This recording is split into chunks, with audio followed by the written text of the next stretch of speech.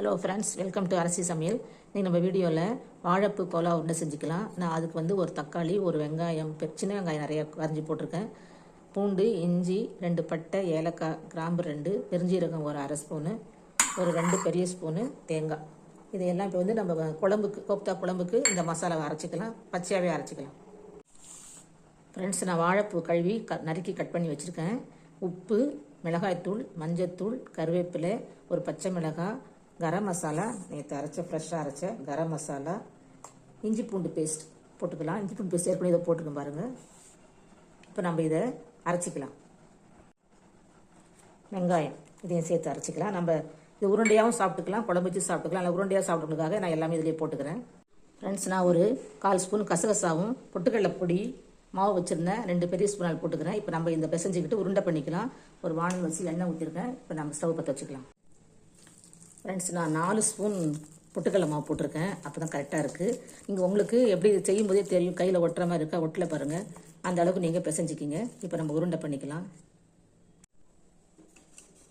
Friends, எல்லா உருண்டையும் நம்ம பண்ணிக்கிட்டோம். இப்போ நம்ம எண்ணெய் காஞ்சிருச்சு, எண்ணெயில் போட்டுக்கலாம்.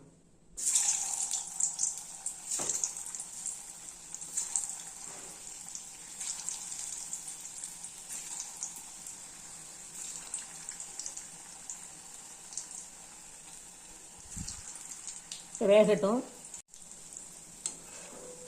லேசாக ஒரு பக்கம் பிரட்டி விடுங்க.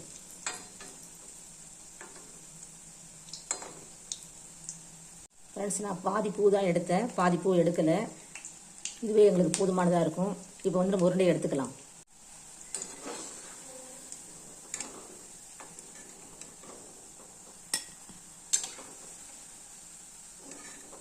உருண்டை கலர் பார்க்க இப்படி தான் இருக்கும். இன்னொரு செட்டையும் போட்டுக்கலாம். வழிக்கு போகுது.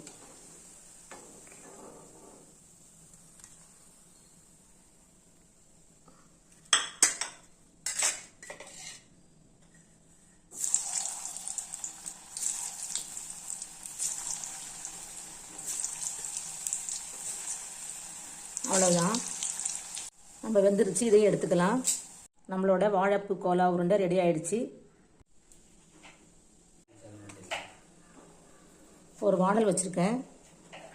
ஒரு பட்டை, கிராம்பு, ஏலக்காய், சீரகம், சோம்பு போட்டிருக்கேன்.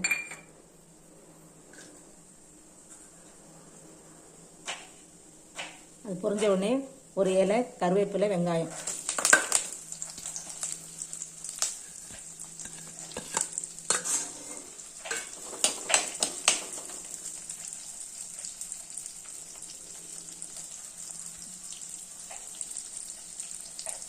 நம்ம மிளகாய்த்தூள், தனி மிளகாய்த்தூள் ஒரு அரை ஸ்பூன் போட்டிருக்கோம். இப்போ அதை வதங்கிக்கலாம்.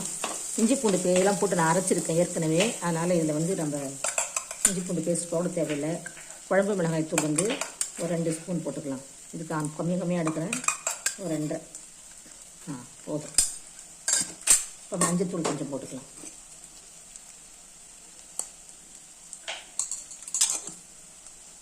இது ஒரு வதங்கின உடனே நம்ம அரைச்சி வச்ச தக்காளி, தேங்காய், அந்த விழுதெல்லாம் போட்டுக்கலாம்.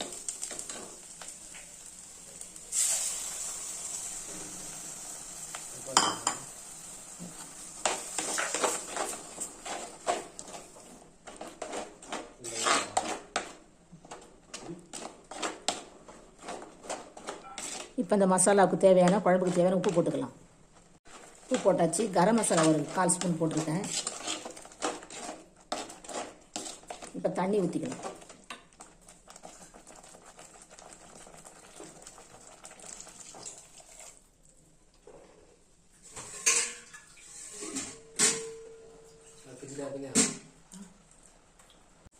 நம்மளோட குழம்பு ரெடி ஆகிடுச்சு. இப்போ கோலா உருண்டைகளை போட்டுக்கலாம். ஒவ்வொன்றா போட்டுக்கலாம். நீங்கள் எல்லா உருண்டையும் போட்டாலும் போடலாம், இல்லை ஒரு 2-3 வச்சுக்கிட்டு நீங்கள் சாப்பிட்டுக்கலாம். ரெண்டுமே நல்லாயிருக்கும்.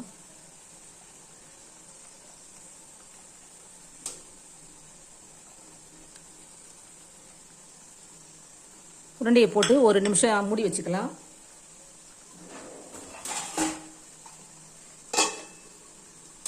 நம்ம கொஞ்சோண்டு மல்லி இலை போட்டுக்கலாம். ஸ்டவ் ஆஃப் பண்ணிட்டேன். அவ்வளோதான், நம்மளோட கோப்தா கறி குழம்பு ரெடி ஆகிடுச்சு.